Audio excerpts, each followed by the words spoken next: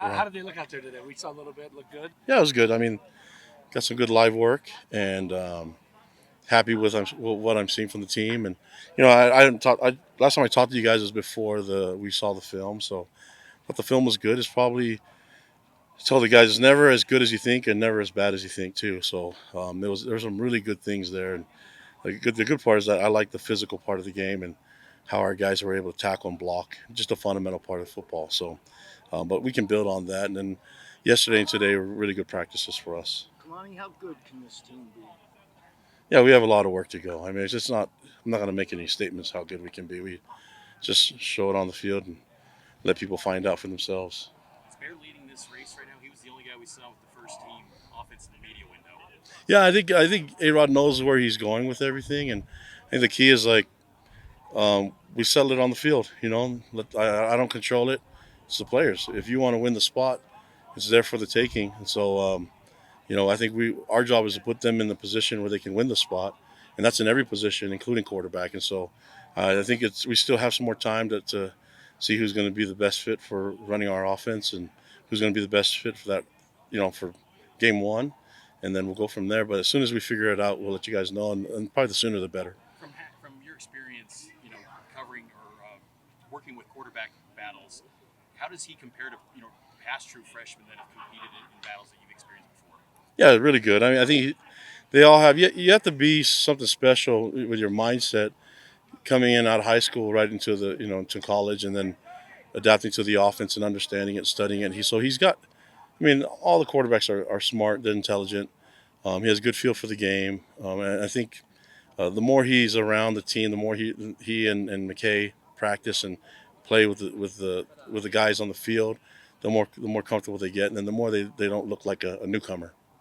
Even with tough decisions to make, you and the staff seem to stay really, really cool under pressure.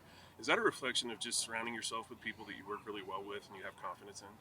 Well, I think we just trust the system that we've been in. I mean, I think if you look at me year one and year two compared to now, I'm much older, more gray hair, things like that. But it comes with a little bit of experience of just knowing how to handle camps and how to make adjustments. I think we're in a really good feel right now, good momentum as a staff, and it helps that you're able to keep the whole staff together. So with all the continuity going on and I think the foundation being kind of settled, I think we can focus on other things like these guys competing and putting the right guys on the field and having a problem. If you have a problem where there's 18 guys that deserve to play and you only have 11 spots at a time, then we need to find ways to get the other seven on the field too. Has there been an update from the NCAA on Palau Rapati? No, not yet. If there wasn't, he'd be practicing. So the day you guys walk up here and you see him on the field, then the decision was made. But he's out here doing as much as he can, and we're just kind of in limbo until we hear from them. Besides quarterback, what other positions do you want to get some clarity on in these kind of dog days of camp? I think we have an idea of what we're going with. I think we can rotate a lot of different guys at different spots. This quarterback's the one that you have a hard time rotating through. This is probably one that you don't want to deal with it as far as touching the ball that many times. The same thing like a center.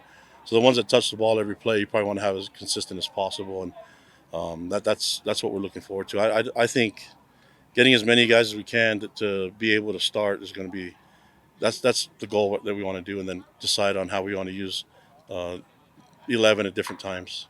You say you got a lot of work to do, but do you feel like your team's on track at this point in camp? Just hard to say. We're still a couple weeks and some days away, so 2.5 weeks away from everything. I feel good about where we're headed and the progress we've made in the last, especially over the weekend since Saturday, and to have the guys be able to be physical even today after over 100 plays on Saturday. That's a good sign. And the guys are all bought in.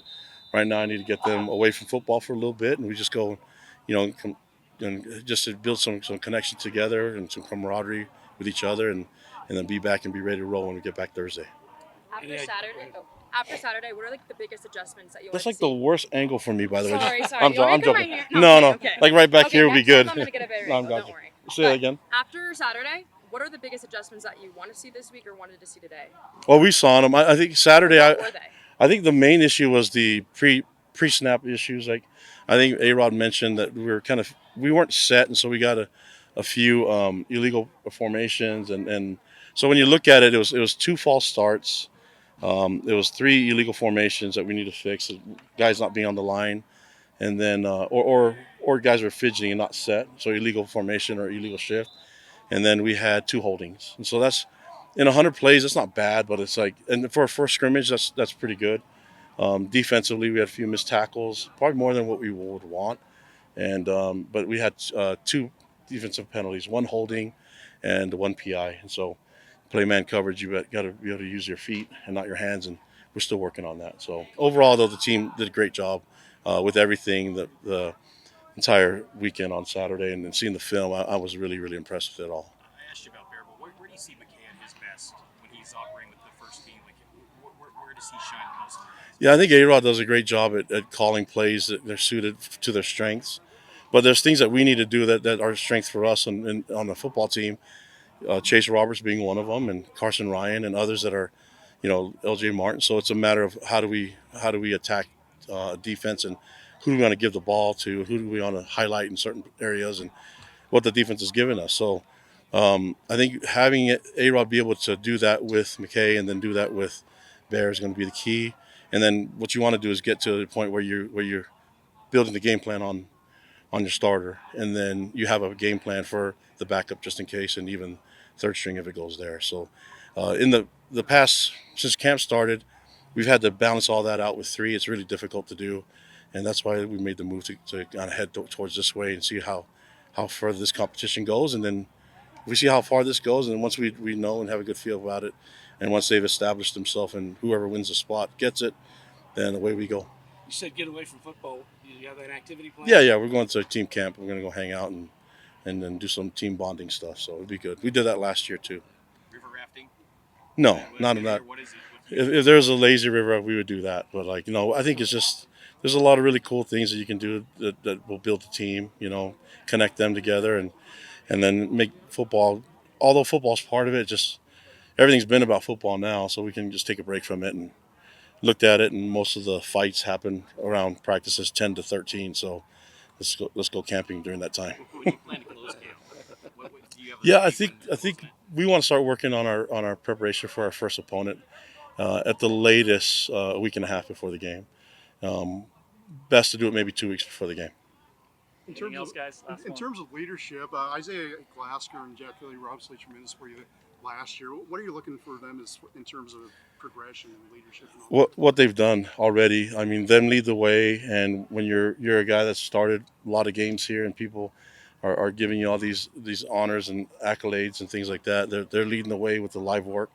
So they're out there tackling and hitting and doing all the drills, playing all the special teams. So it helps that your top players are doing that. Chase Roberts does it on the other side.